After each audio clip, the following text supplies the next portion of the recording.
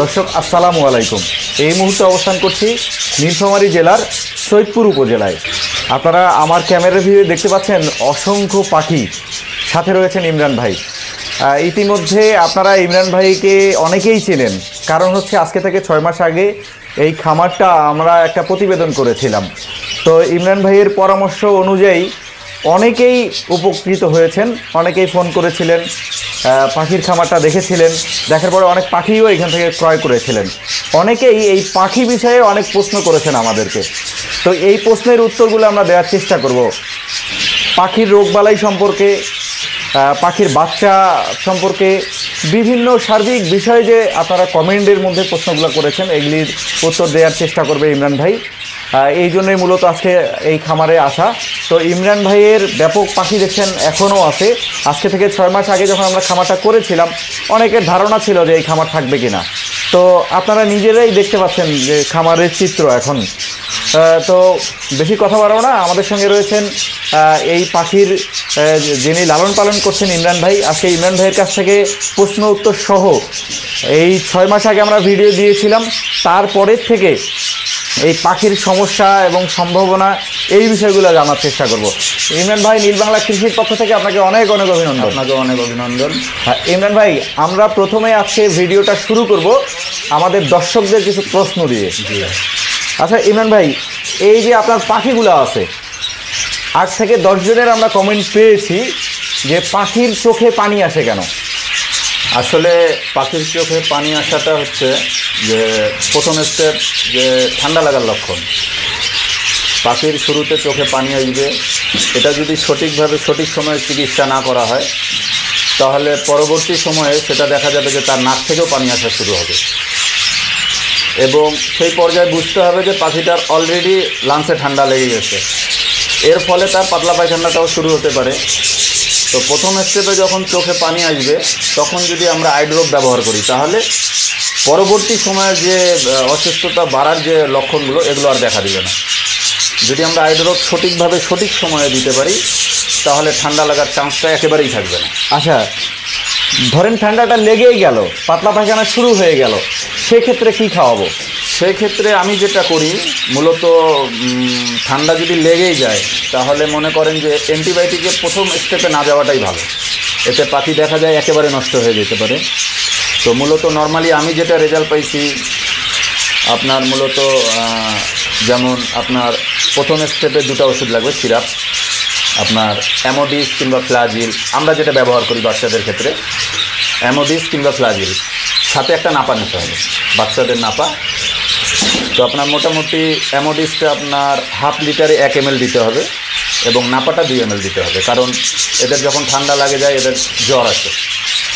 তো এটা মিনিমাম 3 দিন চালালে ইনশাল্লাহ পাখি সুস্থ হয়ে যায়।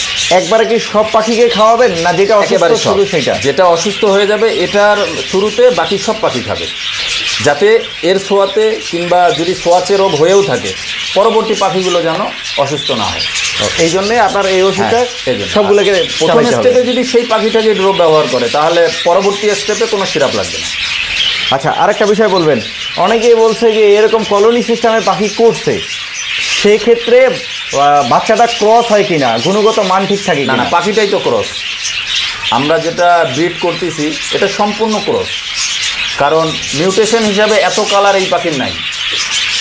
আমরা বর্তমান এটা যে দেশের পাখি, ওই দেশে যে কালারটা, এটা সবুজ টিয়া, এর পরিবর্তে অন্য কোনো কালার নাই। বর্তমান বাংলাদেশে এই পাখিটা আসার পর এর যে মিউটেশন ক্রস করা হয়েছে, রঙে রং কাটছে, এই কারণে এতগুলো কালার। তাছাড়া মূলত এটা শুধুমাত্র সবুজ কালারেরই হয়। ইমরান ভাই, আরেকটা বিষয় বলবেন, কলোনি আকারে আপনি পাখি লালন পালন করতেছেন, আপনার হাঁড়িতে অনেকগুলো বাচ্চা থাকে, সেক্ষেত্রে যে বাচ্চাগুলো নিচে পড়ে যায়, এই বাচ্চাগুলো কি করেন? একজন দর্শক আমাদেরকে প্রশ্ন করেছেন। এটা মূলত কলোনিতে একটা সুবিধা আছে, সুবিধাটা হচ্ছে যদি কোনো হাঁড়ি থেকে বাচ্চা পড়ে যায়, বাচ্চাটার বয়স যদি 25 থেকে 30 দিন হয়ে থাকে, তাহলে বাচ্চাটা আমি মনে করি না তুলে দিলেও বেঁচে থাকবে। কারণ এরা যখন একসাথে 4-5টা বাচ্চা নিচে পড়ে যায়, তখন মনে করেন যে একে অপরকে এরা খাওয়ায় দেয়, তাদের মা বাবার প্রয়োজন হয় না। আর যদি একেবারে ছোট বাচ্চা হয়ে থাকে, তাহলে ওই সাইজের যে হাঁড়িতে আপনার বাচ্চা থাকবে আপনি যে কোনো হাঁড়িতে দিয়ে দিতে পারেন, কোনো সমস্যা নেই। আরেকজন দর্শকের একটা প্রশ্ন আছে, সেটা হলো তার হাঁড়িতে 4 থেকে 5টা ডিম দেয় কিন্তু বাচ্চা ফুটে না, এটার কারণটা কি? এটার সবচেয়ে বড় সমস্যা আমি যেটা পাইছি, এটা হয়তো বা সে ভাই কখনোই কৃমির ডোজ করায় নাই। কৃমির ডোজ করায় নাই, আর যদিও করিয়ে থাকে তাহলে তার ব্রিডিং কোর্স ভালো হয়নি। তো মূলত পাখির যদি কৃমির ডোজ 6 মাস আপ করে ফেলে, করা হয় না, তাহলে ওই পাখির প্রোডাকশন লেভেল একেবারেই কমে যাবে। যে 8টা ডিম দিল, 1টা বাচ্চা ফুটবে, 2টা ফুটবে। তবে কৃমির ওষুধটা মূলত গরমকালে আপনার 60 দিন পর পর করাটা ভালো, শীতকালে 3 মাস পর পর। কৃমির ওষুধ দেওয়ার পর আপনার মাল্টিভিটামিন দিতে হবে, অনেকে লিভার টনিক দেয়, একই কাজ। মাল্টিভিটামিনটা দিলে ওদের ধকলটা আসে না। এটা দেওয়ার পরে মিনিমাম 3 দিন পরে আপনার ক্যালসিয়াম কোর্স করাইতে হবে, তারপরে 2 দিন আপনার সাদা পানি দিতে হবে, তারপরে আপনার জিঙ্ক খাওয়াইতে হবে আরও 3 দিন কিংবা 5 দিন, তারপরে আবার 2 দিন সাদা পানি, তারপরে আপনার ইসেল খাওয়াইতে হবে। সঠিক নিয়মে যদি এই কাজটা করে, তাহলে পরবর্তীতে ইনশাল্লাহ একটা ডিমও বিফলে যাবে না। আপনি কুরিয়ারে যে পাখিগুলো পাঠাচ্ছেন অনেক সময় মিসইউজ হয়ে যায়। হ্যাঁ, সেই ক্ষেত্রে অনেকের কমপ্লেন থাকে যে টাকা পাঠাই দিচ্ছে, হয়তো বা দেরি হয়েছে 2-1 দিন। এইটার কারণটা একটু দর্শকদের উদ্দেশ্যে এই বলবেন। ক্ষেত্রে আসলে পাখির বিষয়টা, পাখি হচ্ছে খুব ছোট সাইজের একটা প্রাণী। এটা যখন আমি কেরিং করি গাড়িতে, দেখা যায় যদি আমি ড্রাইভারের হাতে কিংবা সুপারভাইজারের হাতে ভিতরে দিয়ে পাঠাই, তাহলে পাখিটা সুস্থ থাকার নিশ্চয়তা অনেক বেশি থাকে। যখন আমি বক্সে পাঠানোর চেষ্টা করি, তখন এদের একটা বড় ধরনের ধকল যায়, আর এই ধকলটাকে রোধ করার জন্য অবশ্যই তাকে কয়েকটা মেডিসিন বাসায় রাখতে হবে। সেটা হচ্ছে আপনার যেমন একটা অ্যামোডিস রাখতে হবে, একটা নাপা রাখতে হবে, সাথে একটা স্যালাইন অবশ্যই রাখতে হবে। কারণ আমার এখান থেকে যখন 6-7 ঘন্টা পর তার কাছে পাখিটা যাবে, পাখিটা খাবে কম এবং তার ডিহাইড্রেশন হতে পারে, এতে তাদের পাতলা পায়খানা শুরু হতে পারে, সর্দি হতে পারে। সেজন্য এই কটা মেডিসিন তার হাতে অবশ্যই রাখতে হবে পাখি নেওয়ার পূর্বে।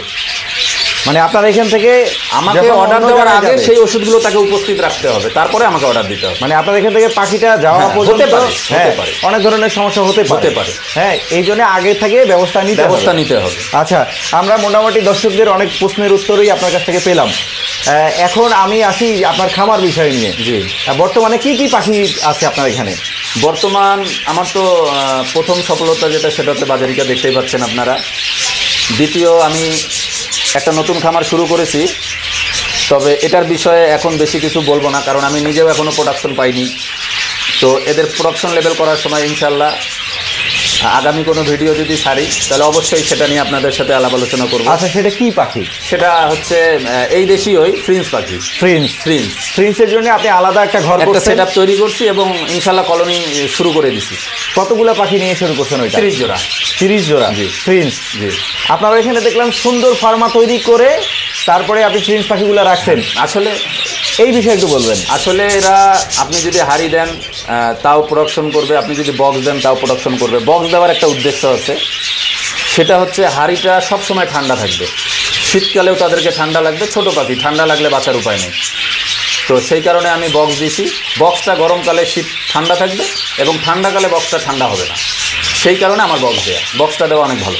বক্স দিয়ে আপনি একটা নতুন ধরে শিফট করছেন ফ্রিন্স পাখি। জি, আপনি ফ্রিন্স পাখিটা ট্রাইলে রাখছেন। যদি ফ্রিন্স পাখির প্রোডাকশন ভালো পান, অবশ্যই বড় করবেন। হ্যাঁ, অসুখ বিসুখের যদি কোনো ঝামেলা না থাকে, আপনি যখন শিখে যাবেন তখন ওই পাখিটার প্রোডাকশন করে বাইরে সেল করবেন, তখন ওইটার বিস্তারিত বলবেন আমাদেরকে, ওইটা নিয়ে আলাদা একটা ভিডিও করাবেন। অবশ্যই। আচ্ছা ইমরান ভাই, আপনাকে ধন্যবাদ যে আপনি এরকম একটা চিন্তা করছেন। বর্তমানে বাজারিকা পাখি কত জোড়া আছে? বর্তমান বাজারিকা পাখি আমরা যেখানে আছি এখন, এখানে মোটামুটি আমার এখন 180 পেয়ারের মতো আছে। 180 পেয়ার জোড়া? 180। তাহলে 180 গুণন কত হচ্ছে? ডাবলে যাচ্ছে আপনার এদিকে আছে 360 পিস। 360 পিস আছে। হাড়ি কতগুলো আছে এখন? হাড়িও সেম আছে। সেম হাড়ি আছে। হাঁড়িগুলোতে আমি আমাদের ক্যামেরায় দেখানোর চেষ্টা করব যে অনেক হাঁড়িতে 5টা ডিম, 7টা ডিম, 3টা বাচ্চা। ম্যাক্সিমাম ডিম কয়টা দিচ্ছে, বাচ্চা কয়টা ফুটে বের হয়ে আসতেছে? সর্বপ্রথম এটা বলবো যে বিগত 3 থেকে 4 বছর ধরে আমার এই খামারটা এখনও আছে, সেই একই অবস্থায় আছে, প্রোডাকশন আগেও যেরকম এখনও সেরকম। তো ইনশাল্লাহ প্রত্যেকটা হাঁড়িতে আমার ডিম বাচ্চা সর্বনিম্ন 5টা আছে। ভুলবশত দেখা যাচ্ছে যে কোনো কারণে দেখা গেছে পাখির ছোটোখাটো মারামারির কারণে হয়তো কোনো হাঁড়িতে 2-1টা কম আছে, 2-1টা কম আছে, তাছাড়া 4টা-5টা এরকম আছে। 4টা-5টা সর্বনিম্ন 5টা তো আছেই। ভাই খাবারটা কিভাবে দিচ্ছেন? খাবারটা মূলত আমি একেবারে ন্যাচারাল খাবার দিই, তেমন একটা ভিটামিনও প্রয়োগ করি না। ন্যাচারাল বলতে আমার ধান থাকে, চিনা থাকে, আপনার কাউন থাকে, পাশাপাশি শাকসবজি প্রতিদিন অন্যান্য শাক দিতেই থাকি আমি। যেমন আজকে পাটা শাক দিছি পাখিকে, সাথে খাবার দিছি এবং পাখিকে ভিনেগার দিছি। ভিনেগার? জি। আচ্ছা, এইটা আপনি কি দিয়ে রাখতেছেন ট্রেতে না সময় করে করে খাওয়াচ্ছেন? মূলত খাবারটা দেওয়াই থাকে, ট্রের মধ্যে রাতেও দেওয়া থাকে, কিন্তু লাইট অফ করা থাকে। লাইট অফ করা থাকে। হ্যাঁ, এরা মূলত সকালে আমি পানি দেওয়ার পূর্বে বাকি খাবারটা এরা সকালবেলা খেয়ে নেয়। তারপর আমি পানি দিলে পানিটা খুব সুন্দর খায়, এতে আমার ওষুধটা মানে ডোজেস ভালো হয়। আচ্ছা ইমরান ভাই, আমরা আরেকটা জিনিস শুনলাম, অনেকে গ্রিড বাজার থেকে কিনে নিয়ে খাওয়ায়, আর আমি এসে আপনার কাছে শুনলাম আপনি নিজে তৈরি করে খাওয়ান। কি কি দিয়ে তৈরি করতেছেন? এখানে একটা ব্যাপার আছে, বাজারে যে গ্রিডটা পাওয়া যায় আমি খারাপ বলবো না, কারণ সেটা তার বিজনেস। আমার কাছে সেটা ভালো না, কিন্তু আমি আমার কাছে নিজেরটা নিজে তৈরি করে খাওয়াই। কি কি দিয়ে গ্রিডটা তৈরি করে? এটা মূলত আপনার গ্রিডে আমার মোটামুটি আপনার ইটের গুঁড়া থাকে, যেটা পাউডার, আমি চালনিতে চালে নেই। ইটের গুঁড়া পাউডার থাকে, ক্যাটল ফিশবোন থাকে, অন্যের তৈরি মিনারেল ব্লক আমি কিছু ব্যবহার করি, সাথে কাঠকয়লা থাকে, তারপরে আপনার চুলার পোড়ামাটি, ক্যাটল ফিশবোন, তারপরে আপনার ঝিনুক, লাইমস্টোন, প্রোটিন থাকে, কিছু মাল্টিভিটামিন দেই যেটা পাউডার, তারপরে আপনার এর পাশাপাশি আপনার ডিমের খোসা থাকে, আপনার আরও কিছু আনুষঙ্গিক আরও কিছু ইয়া দিয়ে আমি এটা তৈরি করি। এটা তৈরি করে এটা খাওয়াচ্ছেন। আপনার তৈরিকৃত গ্রিড খাইলে কি সুবিধা হয়? আমার তৈরিকৃত গ্রিডে আমি যেটা সবচেয়ে ভালো রেজাল্ট পাইছি, আমার পাখির পাকস্থলীর কখনো সমস্যা হয় না, অর্থাৎ গ্যাস, তারপরে আপনার খাদ্যের অরুচি, পাশাপাশি মনে করেন যে এদের হজম শক্তি। আমি লিভার টনিকটা ব্যবহার করি না বললেই চলে, শুধুমাত্র এই গ্রিটের ফর্মুলার কারণে। এটা দিলে পাখিটা সুস্থ থাকে, পাকস্থলী সুস্থ থাকে, তাদের হজম শক্তিটা ভালো থাকে, খাওয়ার রুচিটাও ভালো থাকে। কারণ পাখি খাদ্য যদি সঠিক খায় আর হজম যদি সঠিকভাবে করে তাহলে রোগবালাই খুবই কম হবে। আচ্ছা, আরেকটা বিষয় বলবেন, আপনি এখানে পাথর দিয়ে রাখছেন। হ্যাঁ, আসলে এটা পাথর না, এটা 2 প্রকার লবণ। 2 প্রকার লবণ? একটা হচ্ছে পাহাড়ি লবণ, যাকে আপনার সিন্দুক লবণ বলে। সিন্দুক লবণ। হ্যাঁ, আরেকটা হচ্ছে আমাদের আনুষঙ্গিক যেসব চটপটির দোকানে, ঝালমুড়ির দোকানে বিক্রি হয়, বিট লবণ। হ্যাঁ, এটা পাথর অবস্থায় আছে। এটাও আপনার আয়রনের কাজ করবে। অনেক পাখি দেখা যায় কলোনিতে মারামারি করে, এ পাখি ও পাখির মাংস তুলে নিচ্ছে, তখন দেখা যায় এদের আয়রনের ঘাটতি আছে, এই কারণে ওরা ব্লাড খায় কিংবা মাংস ছিঁড়ে খায়। তো এই লবণটা দেওয়া থাকলে এই কাজটা হবে না। এটা আপনি ওই যে পটে করে দিয়ে রাখছেন? জি। ওদের এটা 24 ঘন্টা দেওয়া থাকে। ইচ্ছা হলেও ইচ্ছা হলে এরা কাটবে, মানে কামড়াবে না, জিবা দিয়ে চাটে খাবে। এটা খাইলে ওদের মানে আয়রনের চাহিদাটা পূরণ হয়ে যাবে। আরেকটা বিষয় বলবেন, আপনি তো এ যাবত আমাদের চ্যানেলে ভিডিও দেওয়ার পর থেকে পাখি ভালো বিক্রি করছেন। হ্যাঁ, মাশাআল্লাহ। কীরকম সেলিং হয়েছে? খুব ভালো। সবচেয়ে বড় কথা হচ্ছে যে আমি আমার জীবনে প্রথম ভিডিও আপনার হাতেই, তো আমি ভিডিওর ক্ষেত্রে কথাবার্তা হয়তো সঠিকভাবে মিলাই বলতে পারি না, আমাকে একটু লজ্জা করে। তারপরেও বলতেছি যে আমার আগে যে বিজনেসটা ছিল, আপনার প্রতিবেদন, আপনি আমার প্রতিবেদন তৈরি করার পর থেকে আমার বিজনেসটা ভালো হয়েছে, অনেক ভালো হয়েছে। আচ্ছা, এই পাখির আয় ব্যয় কীরকম হচ্ছে? আয় ব্যয় মূলত আপনার আমি ধাপে ধাপে বলতে গেলে অনেক সময় লাগবে। একটা বাৎসরিক হিসাব দেবেন? বাৎসরিক না, একটা মাসিক শর্টকাটে একটা হিসাব দিচ্ছি। দেন। যদি আপনার 130 পেয়ার পাখি থাকে, তাহলে 130 পেয়ার পাখিলে আপনার নর্মালি যদি 3 পিস করে প্রত্যেক হাঁড়িতে হয়, 3 পিস, আমার তো 5 পিস, কিন্তু নর্মালি যদি নতুন কোনো ব্রিডারের যদি সর্বনিম্ন 3 পিস আসে, আপনার মিনিমাম 130 জোড়া থেকে আপনি 300 পিস বাচ্চা পাবেন। বর্তমান পাইকারি রেট অনুযায়ী আপনার 56,000 টাকা, এখানে আপনার 6-7 হাজার টাকা বাদ দিতে হবে। 56,000 টাকার মধ্যে 6-7,000 বাদ দিতে বলবো। এটা খাদ্য ওষুধপত্র, আচ্ছা। 10,000ই বাদ দিতে হবে। 10,000 বাদ দিলাম আমি, 40,000। 40টা থাকবেই। আচ্ছা, যদি 40,000 সঠিক টাকা প্রোডাকশন হয়। সঠিক প্রোডাকশন হলে মাসে 40,000 টাকা আয় করা সম্ভব। সম্ভব, অবশ্যই সম্ভব। এটা আপনি কত বছর থেকে খামার করতেছেন? এটা আমি মোটামুটি আমার এটা 4 বছর আপ হয়ে গেছে। আচ্ছা, 4 বছরের অভিজ্ঞতা থেকে বললেন হ্যাঁ, যে অবশ্যই। প্রতি মাসে প্রোডাকশন ভালো থাকলে সফলতার কথা বলতে তো সমস্যা নাই। আমি এই পাখির টাকা দিয়ে আমি 2.5 লক্ষ 3 লক্ষ টাকা দামের গরু পুষি। তাছাড়া ওই গরু পুষার হয়তো সামর্থ্য আমার নাই, শুধু এই পাখি থেকেই শুধু আপনার পাখির আসে। ইনকাম দিয়ে। আচ্ছা ভাই, আরেকটা বিষয় বলবেন, অনেকজন আছে যারা শুরু থেকে ভিডিওটা দেখে না শেষ পর্যন্ত, নানান ধরনের প্রশ্ন থাকে, দেখা যায় আপনাকেও অনেকে বিরক্ত করে, ফোন করে। তো ফোন করলে অনেকের আবার অভিযোগও থাকে যে ভাই ফোন রিসিভ করে না, এটার কারণটা একটু বলবেন। এটার কারণটা আসলে ভাই, আমার তো শুধু পাখি না, আমার গরু আছে, কবুতর পাশাপাশি আছে, সাংসারিক কিছু কাজ আছে, আরও অন্যান্য শেড আছে পাখির, কবুতর আছে, পাশাপাশি আমি মাঠে একটু ঘাসের কাজকর্ম করি, কৃষিকাজ যাকে বলে। এর পাশাপাশি দেখা যায় অনেক সময় আমি মোবাইলটা বাসায় রাখার ফলে আমি মাঠে কাজ করতেছি কিংবা খামারে আসি, তখন আমার ফোনটা ধরা হয় না। এই জন্যই অনেকে আজে বাজে কথা বলে। এরপরে মনে করেন আমি বাসায় যখন আসি তখন আমি চেষ্টা করি সবাইকে ব্যাক করার। তো এর মাঝখানে হয়তো দেখা যায় অনেকে আমাকে 4বার 5বার ফোন দিয়ে ফেলছে, আমি রিসিভ করতে পারিনি, তাদের কাছে এটা খারাপ লাগছে, সেজন্য হয়তো তারা বাজে কমেন্ট করে। আচ্ছা, আর একটা বিষয় হচ্ছে যে একটু আগে আমি দেখলাম আসার পরে আপনাকে একজন ফোন দিছে, দিয়ে তার পাখির কী কী সমস্যা সেটা জিজ্ঞাসা করতেছিল। সে কি আপনার কাছে পাখি নিছে না অন্য কোথাও? না, সে আমার কোনো কাস্টমার না। সে কোথা থেকে ফোন করছে আমি তাও জিজ্ঞাসা করিনি। তার কিছু সমস্যা ছিল, সেটা হচ্ছে আপনার পাখির ডিহাইড্রেশন বলা চলে, অর্থাৎ ঠান্ডা লাগা। তার পাতলা পায়খানা হয়ে তার বুকের হাড্ডি বের হয়ে যাচ্ছিল। তো ওনার সবচেয়ে বড় সমস্যা ছিল উনি কৃমির ডোজ কখনোই করায়নি, আর ওনার একটু প্রোডাকশনের সমস্যা ছিল, তারই চিকিৎসার জন্য সে ফোন করছিল। আপনি পরামর্শ দিচ্ছেন? হ্যাঁ, ইনশাল্লাহ। না, আমি যতটুকু জানি অপরকে বলতে আমি অবশ্যই সহযোগিতা করব। আমি অনেকের সঙ্গে কথা বলেছি, অনেকেই বলছে যে না, ইমরান ভাই মানুষকে ভালো পরামর্শ দিচ্ছে। ইমরান ভাই, আর একটা জিনিস বলবেন, এই যে আপনার এতগুলান পাখি, এটার প্রোডাকশনের হেরফের হয় কিনা? এটা মূলত প্রোডাকশনের হেল্পের সম্পূর্ণ হচ্ছে আপনার উপর। আপনার যদি সময়, খাবার, মেডিসিন এগুলো যদি আপনার প্রতিটা জিনিস সময়ের সাথে সমমানভাবে থাকে, তাহলে প্রোডাকশন আপনার কখনোই হেরফের হবে না। তবে মূলত পাখিগুলোর গড় আয়ু অনুযায়ী আপনার আমি যেটা দেখছি 5 বছর তো হয়ে আসলো, প্রোডাকশন আমার একই রকম। তো এখন এই শেডটাকে সর্বনিম্নে পৌঁছাইতে কত বছর লাগবে আল্লাহ যদি আমাকে হায়াতে রাখে, তাহলে আমি তখন বুঝতে পারবো যে প্রোডাকশন লেভেলটা কখন কমে আসে।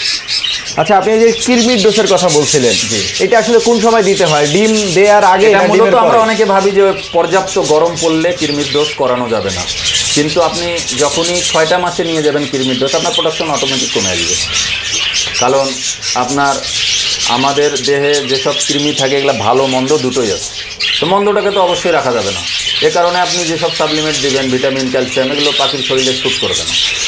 আর সেই শ্যুট না করার কারণে আপনার পাখি অসুস্থ হবে, প্রোডাকশন এমনিতেই কমে যাবে। তবে কৃমির ওষুধটা আপনার বছরে 4বার অবশ্যই ব্যবহার করতে হবে, এতে পাখির দেহ ভালো থাকবে। আচ্ছা ইমরান ভাই, আপনার সঙ্গে এই পাখি তো আপনি বিক্রি করতেইছেন, হ্যাঁ, এখন আপনার হাড়িতে ডিম আছেই। আছে। অনেকেই আছে, আমি মনে করি যে তারা একটু বেশি বোঝে। অনেকেই বলে যে 6 মাসের মধ্যে একটা পাখি নাকি ওঠে না। হ্যাঁ, মানে ডিম দেওয়ার পরে, মানে ডিম বাচ্চা পাওয়া পর্যন্ত, ম্যাচিউর হওয়া পর্যন্ত নাকি 6 মাসে হয় না। এতে আপনি কি বলবেন? না, আমি ওনার ভুল ধারণাটা ভেঙে দিচ্ছি। আপনার একজন বাচ্চা যখন প্রথম দুনিয়াতে ভূমিষ্ঠ হয়, তাকে যদি তার মায়ের বুকের দুধ না খাওয়ান, বাচ্চা হওয়ার দিন থেকে তাকে কৌটা কিংবা গরুর দুধ খাওয়ায় মানুষ করতেছেন, তার গ্রোথ কিন্তু সেরকম হবে না যেটা তার মায়ের দুধ খাওয়া হবে। তো মূলত আপনি বাচ্চা প্রোডাকশন করছেন, তাদের মনে করেন যে ছেড়ে দেওয়া অবস্থায় তারা লতাপাতা যেখানে যা লাগে ওরা নিয়ে আসে বাচ্চাকে খাওয়ায়, কিন্তু আমরা যখন পালতেছি আপনার শুধু শুকনো খাবার দিয়ে রাখছেন, সাথে কোনো মেডিসিন নাই, ভিটামিন নাই, তারপরে মনে করেন যে সফট ফুড, এগ ফুড এগুলো দিচ্ছেন না। তো এগুলো না দেওয়ার কারণে ওই বাচ্চাটার গ্রোথ নষ্ট হয়ে যায়, আর এই গ্রোথ নষ্ট হয়ে গেলে ও পাখিটাকে আপনি 8 মাসও রেডি করতে পারবেন না। এটা সম্পূর্ণ দোষটাই আমাদের। আমরা যদি সঠিক পরিচর্যা না করতে পারি তাহলে পাখি আপনি 6 মাস করেন, আমার কাছে তো 4.5 মাসে ডিম বাচ্চা রানিং হয়ে যায়। 4.5 মাস। 4.5 মাস। এটা অনেকে, কারণ এদের জন্য মনে করেন যে পর্যাপ্ত পরিমাণে একটা জিনিস লাগবে, অ্যামিনো অ্যাসিডের সংমিশ্রণ, আপনার অ্যামাইনো অ্যাসিড। Amino acid. তো এটা অনেকেই আসলে বিশ্বাস করতে চায় না, এটা করতে চায় 5-6 মাসে রেডি হয়ে যায় বাচ্চা। ইমরান ভাই, আপনার তো অনেকগুলো পাখি আছে, এই পাখিগুলো তো আপনি বিক্রি করতেছেন নিয়মিত। হ্যাঁ, অবশ্যই। অনেকে তো লোকেশনের প্রয়োজন হয়, লোকেশনের প্রয়োজন। আপনার বাড়ির ঠিকানাটা বলবেন। আমার বাড়ির ঠিকানাটা হচ্ছে নীলফামারী জেলা, সৈয়দপুর থানা। বাসা আমার সৈয়দপুরেই। সৈয়দপুর ক্যান্টনমেন্ট বলা চলে, উপজেলার পাশে, সৈয়দপুর উপজেলার পাশে আনসার বিডিপি অফিসের সামনে। এইখানে এখানে আপনারা খুঁজে আসলে পাবেন। যে কাউকে বলা হয় যদি যে ইমরান ভাইয়ের বাসা কোনটা, পাখি পুষে, যে কেউ দেখাই দিবে আমার বাসা। তো ইমরান ভাই, আপনি অনেকগুলো প্রশ্নের উত্তর দিলেন, আপনাকে অসংখ্য ধন্যবাদ আমাদেরকে সময় দেওয়ার জন্য। দর্শক জানছিলেন আসলে ইমরান ভাইয়ের দীর্ঘদিনের পাখির অভিজ্ঞতা থেকে তিনি বলছেন যে প্রতি মাসে খরচ বরচ বাদ দিয়েও 40,000 টাকা আয় করা সম্ভব। কত জোড়া পাখি থাকতে হবে? 130 থেকে 140 এর মধ্যে রাখলেই হবে। 140 জোড়া পাখি থাকলেই হবে। এটা আমি গ্যারান্টি দেব। হ্যাঁ, উনি দীর্ঘদিন থেকে পাখির খামার করছেন, সেই অভিজ্ঞতা থেকেই বলছেন। তো এই পাখি যদি কেউ ক্রয় করতে চান, সেক্ষেত্রে ইমরান ভাইয়ের নাম্বার আমাদের ভিডিও ডিসক্রিপশন বক্সে থাকবে। আর কেউ যদি সরাসরি ইমরান ভাইয়ের সঙ্গে যোগাযোগ করতে চান, তাহলে ইমরান ভাই যে লোকেশন দিয়েছে সেই লোকেশনে এসে ওনার সঙ্গে যোগাযোগ করে পাখি নিতে পারবেন। আর একটা বিষয় হচ্ছে, আপনাদের কাছে আমার অনুরোধ থাকবে যে শুরুতে 2-1 মিনিট ভিডিও দেখে কমেন্ট করবেন না, পুরো ভিডিও দেখে কমেন্ট করবেন। তাহলে আপনার যে মনে থাকা প্রশ্ন, প্রত্যেকটার উত্তর আপনি পেয়ে যেতে পারেন। আর যদি আপনার লোকেশনের প্রয়োজন হয়, তাহলে আপনাকে পুরো ভিডিও দেখতে হবে। তো ভিডিওটা যদি ভালো লাগে অবশ্যই লাইক, কমেন্ট, শেয়ার করবেন।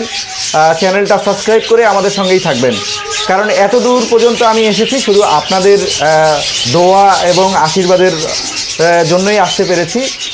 মোটামুটি আমাদের চ্যানেলে 80,000 প্লাস সাবস্ক্রাইবার। আমি মনে করি যে আপনাদের উৎসাহ ছাড়া কখনোই এগিয়ে যাওয়া সম্ভব না।